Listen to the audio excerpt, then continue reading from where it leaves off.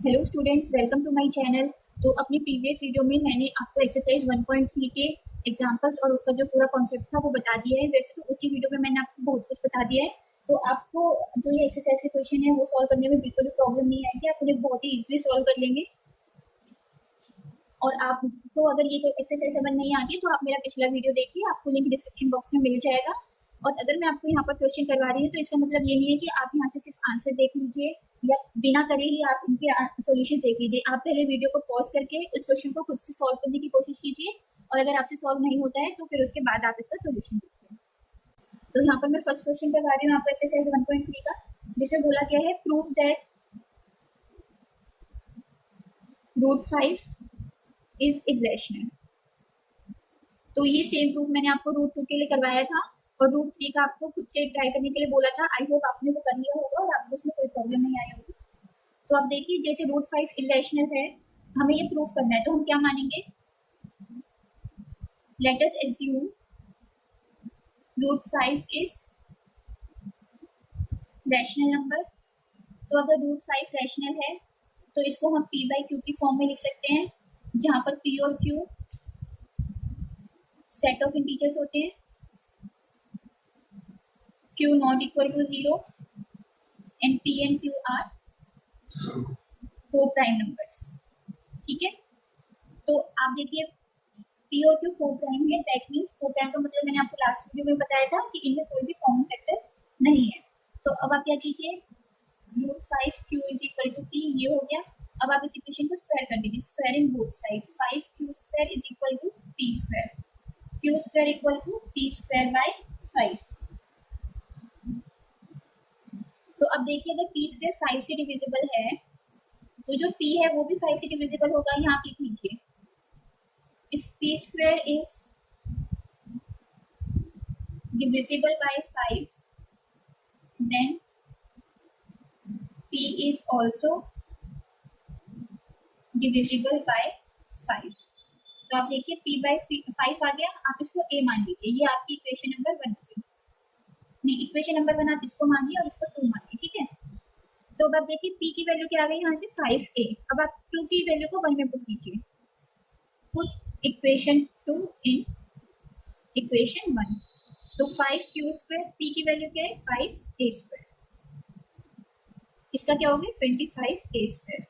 तो q² क्या आ गया 25a²/5, तो ये इससे कट जाएगा, आंसर आ जाएगा 5a²। तो a² की वैल्यू क्या आ गई, यहाँ मल्टीप्लाई में इधर जाएगा तो q²/5। अगर q² 5 से डिविजिबल है तो q भी 5 से डिविजिबल होगा। आप यहाँ लिख लीजिए, if q² is divisible by 5 then q is also divisible by 5। तो q/5 को आप मान लीजिए b, तो q हो गया आपका 5b। ये आपकी इक्वेशन 3 आ गई। तो आप देखेंगे फ्रॉम इक्वेशन 2 एंड 3 p जो है वो 5a के इक्वल है और जो q है वो 5p के इक्वल है। लेकिन जब हमने ये इक्वेशन लिखी थी कि √5 रैशनल है और p/q की फॉर्म में लिखते हैं, तो इसका क्या मतलब था कि जो p/q है वो को प्राइम नंबर होना चाहिए, मतलब उसमें कोई भी कॉमन फैक्टर नहीं आना चाहिए। लेकिन यहाँ पर इन दोनों में 5 कॉमन फैक्टर आ रहा है, तो जो हमारा एजम्पशन है वो रॉन्ग हो गया, क्योंकि ये में कॉमन फैक्टर आ रहा है, ये को प्राइम नहीं है। तो ये ऐसे क्यों आया, क्योंकि हमने गलत एज्यूम किया था कि जो 5 है वो इरेशनल नंबर, रैशनल नंबर है जो √5 है। तो आप यहाँ पर लिख लीजिए p and q have 5 as common factor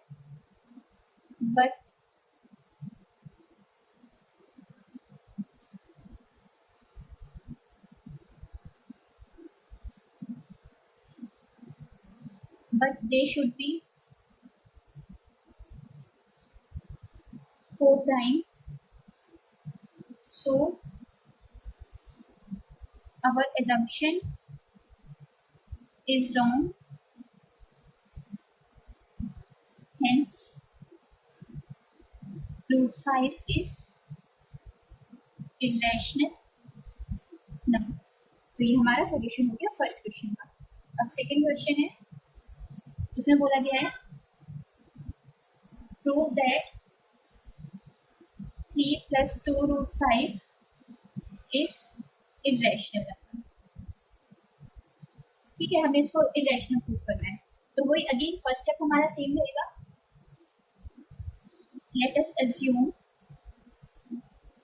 3 plus 2 root 5 is rational.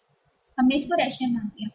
अगर ये रैशनल है तो हम इसको p बाई क्यू के फॉर्म में लिख सकते हैं, जहां पर p और q सेट ऑफ इंटीजर्स है हमारे.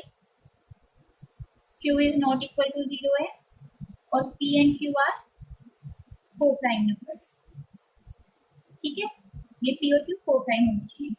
तो अब आप देखिए, आप p को इधर ले जाइए तो यहाँ क्या बच गया 2 root 5 p by q minus 3. अब आप 2 को भी इधर ले जाइए तो क्या आएगा 1/2 p बाई क्यू माइनस 3. अब आप देखिए जो p और q है वो इंटीजर्स हैं. इंटीजर्स में से अगर हम 3 माइनस करेंगे तो भी वो इंटीजर आएगा. अगर हम उसमें से 2 डिवाइड कर देंगे तो भी इंटीजर ही आएगा. तो अगर ये वैल्यू इंटीजर है, बीच में इक्वल टू का साइन है, तो मतलब रूट 5 भी इंटीजर होना चाहिए. लेकिन अभी हमने प्रूव किया कि रूट 5 तो इरेशनल नंबर है. वो रैशनल नंबर है ही नहीं, क्योंकि जो इंटीजर्स होते हैं वो रैशनल होते हैं और जो इंटीजर्स नहीं होते वो इरेशनल नंबर होते हैं. तो इसका मतलब क्या हो गया कि हमारा जो हमने एज्यूम किया था वो गलत है, क्योंकि हमारी जो स्टेटमेंट है वो उसको कॉन्ट्रडिक्ट कर रही है. तो बस इसलिए जो ये पूरा नंबर है वो भी इरेशनल है. तो आप लिख लीजिए, यहाँ पे लिखिए p and q are integers, so 1/2 p by q minus 3 is a rational number. Therefore, root 5 is also rational. But this contradicts the fact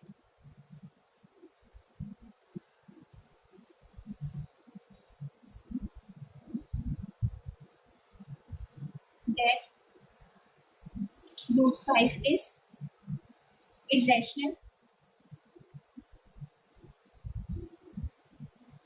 So our assumption was wrong. ठीक है, बस आपको लिखना है और इसके बाद लिख देना है so 3 plus 2 root 5 is irrational. तो यहाँ पर आपको जो सेकंड पार्ट है वो भी कंप्लीट हो गया है. सेकंड क्वेश्चन एक्सरसाइज 1.3 का. अब मैं आपको इसका थर्ड क्वेश्चन करवाती हूँ. इसमें फर्स्ट पार्ट है, हमें ये प्रूव करना है कि जो 1/√2 है वो इरेशनल है. तो इसको प्रूव करने के लिए अगेन आपको वही करना पड़ेगा. Let us assume that 1/√2 is rational. तो जैसे मैंने आपको लास्ट क्वेश्चन में करवाया है कि यहाँ पर देखिए इस क्वेश्चन में, इसमें क्या था कि रूट 5 को हमने पहले से बता दिया कि ये इरेशनल नंबर है. तो हर क्वेश्चन में जहाँ पर भी रूट 5 के साथ या रूट 2 के साथ कोई भी ऑपरेशन लगेगा तो आपको उसको अलग से इरेशनल प्रूफ करने की जरूरत नहीं है.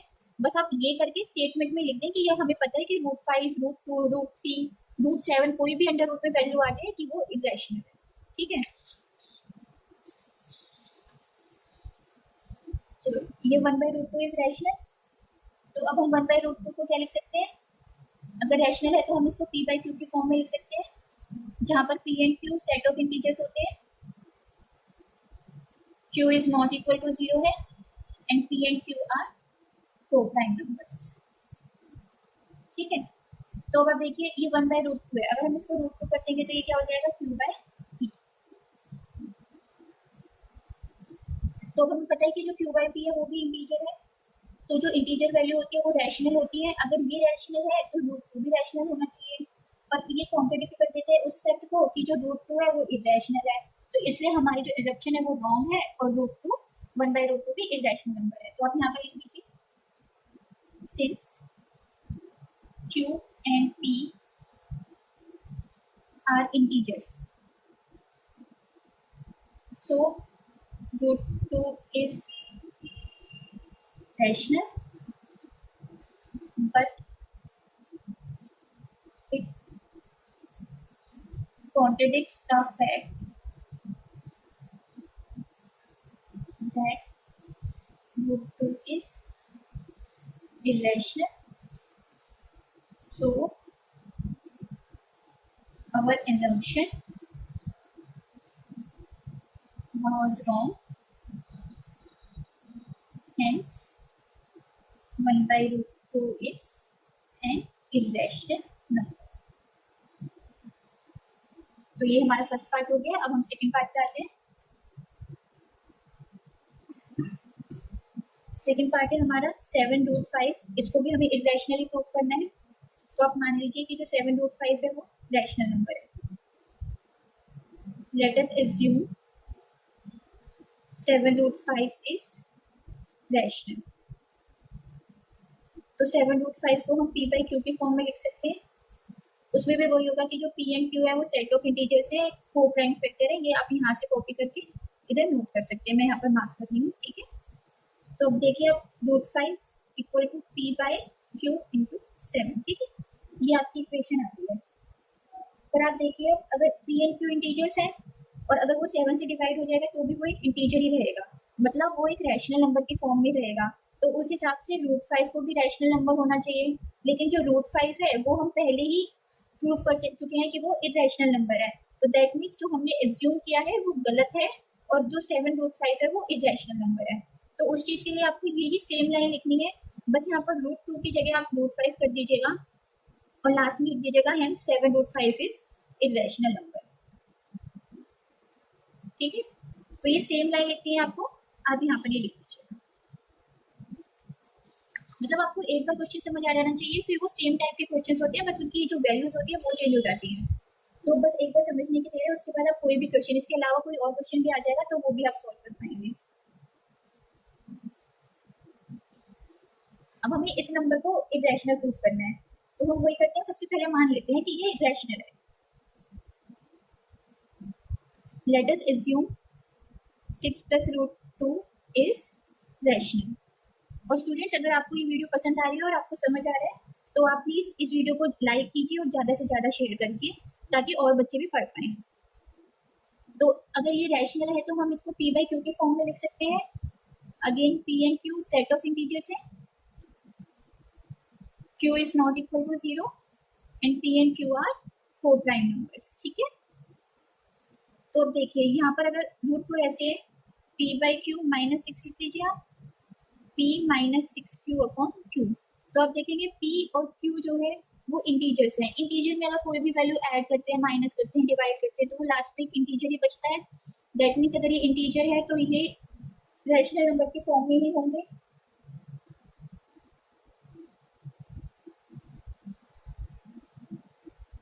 तो ये रैशनल नंबर के फॉर्म में होंगे। इसका मतलब जो √2 है वो भी रैशनल होना चाहिए।